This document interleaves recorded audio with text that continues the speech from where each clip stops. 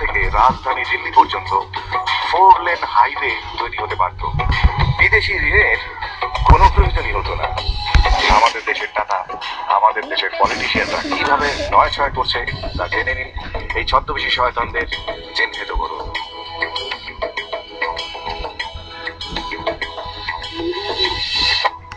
গোটা দেশটাই বাঁশের খাঁচা, ফাটছে জনতার বাঁচা।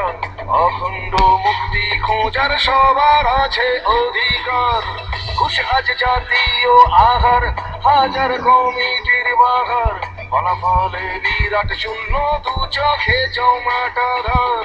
কিসের লোকপাল আলবাল চাল, বাফেলা হাল্লা বল। গোটা দেশ জুড়ে ছুটছে মৃত্যুর কাফেলা হাল্লা বল। ভুলে যা যা ভুলে যা দুনিয়াদারি পাগল। রোজ রোজ মরার থেকে একদিন বাঁচাই হোক সম্বল।